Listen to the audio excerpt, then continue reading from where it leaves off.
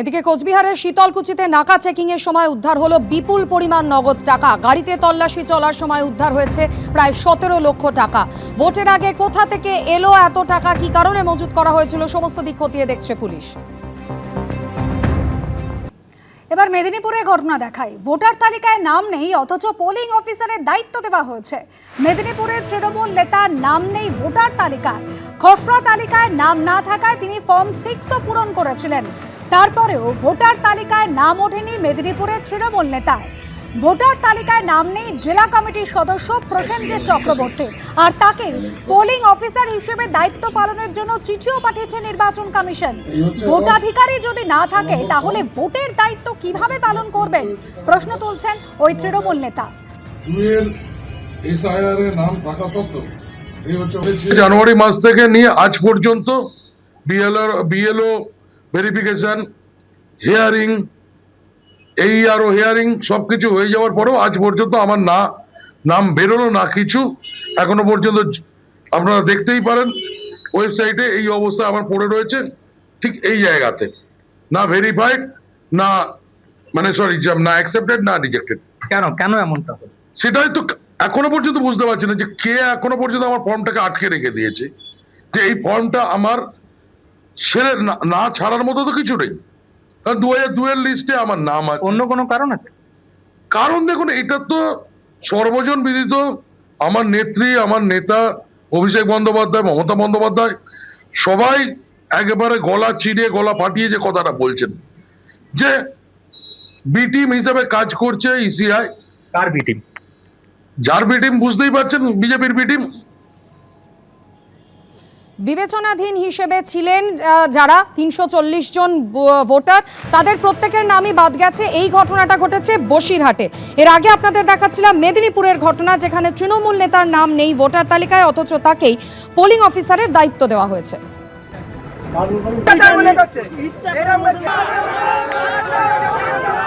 সামনে ভোট, যদি আমাদের নাম ঠিক না হয় আমরা একটা ভোট করতে দিচ্ছি না। নির্বাচন কমিশনের একটি 6 বছরের পুরনো নথি গত সোমবার প্রকাশ্যে এনেছিল তৃণমূল কংগ্রেস, যাতে পদ্মফুল চিহ্ন সহ বিজেপি লোগো ব্যবহার করা হয়েছে। আর জানে গতকাল সুর চড়িয়েছেন মমতা বন্দ্যোপাধ্যায়। এ বিষয়ে কেরলের মুখ্য নির্বাচনী আধিকারিকের দফতর ব্যাখ্যায় জানিয়েছে এটি সম্পূর্ণ ক্ল্যারিক্যাল মিস্টেক, নজরে আসতেই সংশোধন করা হয়েছে। এত ভয়টা কিসের? এসআইআরই মনে রাখবেন,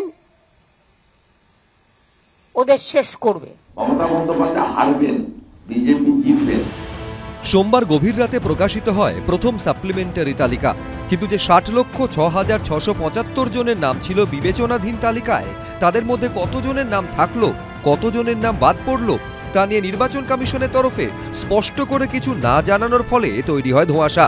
এই প্রেক্ষাপটেই জ্ঞানেশ কুমারের নেতৃত্বাধীন কমিশনকে তীব্র আক্রমণ করলেন মমতা বন্দ্যোপাধ্যায়। আর যেটুকু নাম উঠেছে সেটাও মনে রাখবেন আমার কোর্টে কেস করার জন্য। লিস্টটা বের করতে ভয় কেন?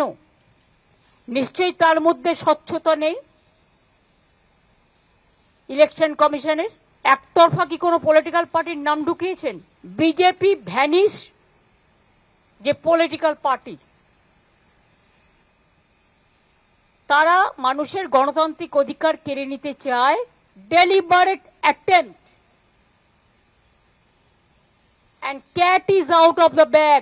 উনি সমস্ত সাংবাদিক কনস্টিটিউশনাল বডিকে বিজেপির ভূত দেখছেন। অবৈধ বাংলাদেশি মুসলিম অনুপ্রবেশকারীদের সাপোর্ট করছেন ডে 1 থেকে। 27 ফেব্রুয়ারি 2025 নেতাজি ইন্ডোর স্টেডিয়াম থেকে আজকের সভা পর্যন্ত এসআইআর এবং ইলেকশন কমিশন সবাইকে আক্রমণের মূল কারণ হচ্ছে বাংলাদেশি মুসলিম অনুপ্রবেশকারী যারা আমাদের জনবিন্যাস বদলে দিয়েছে, তাদেরকে পশ্চিমবঙ্গে উনি রাখতে চান, এর বাইরে অন্য কিছু না। নির্বাচন কমিশনের একটি 6 বছরের পুরনো নথি সোমবার প্রকাশ্যে এনেছিল তৃণমূল, যাতে পদ্মফুল চিহ্ন সহ বিজেপি লেখা সিল ব্যবহার করা হয়েছে, যা পোস্ট করে তৃণমূলের তরফে লেখা হয় বিজেপির প্রতীকী প্রমাণ করে কমিশন বিজেপির বি টিম। এই ইলেকশন কমিশন যে নিরপেক্ষ নয়, আমি তার একটা প্রমাণ আপনাদের দেখাতে চাই। ইলেকশন কমিশনের নোটিফিকেশনে বিজেপির ভোটের চিহ্ন, সিম্বল একটা ইলেকশন কমিশন তাহলে কার ইশারায় চলছে, কার কথায় চলছে? তো ব্যাকডোর থেকে খেলছেন কেন? সামনাসামনি খেলুন। এই মুহূর্তে পশ্চিমবঙ্গে যে পরিস্থিতি তৈরি হয়েছে সেটা হচ্ছে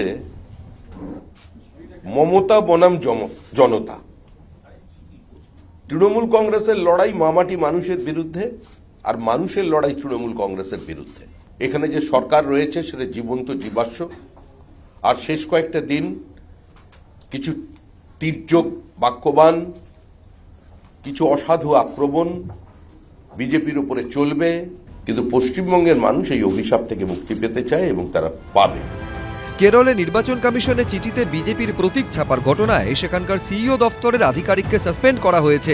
কেরলের মুখ্য নির্বাচনী আধিকারিকের দপ্তর ব্যাখ্যায় জানিয়েছে এটা সম্পূর্ণ ক্ল্যারিক্যাল মিস্টেক, নজরে আসতেই সংশোধন করা হয়েছে। ক্ল্যারিক্যাল মিস্টেক বললে হয়ে যাবে? হ্যাঁ, এটা ক্ল্যারিক্যাল মিস্টেক না, এটা political intention, deliberate attempt, and cat is out of the bag. Now I will request all the political parties together. সবকিছুকে ছাপিয়ে এবার পশ্চিমবঙ্গের বিধানসভা ভোটে এসআইআরই প্রধান ইস্যু। ব্রতদেব ভট্টাচার্য, শিবাশিস মৌলিক, এবিপি আনন্দ। এবিপি আনন্দ, এগিয়ে থাকে, এগিয়ে রাখে।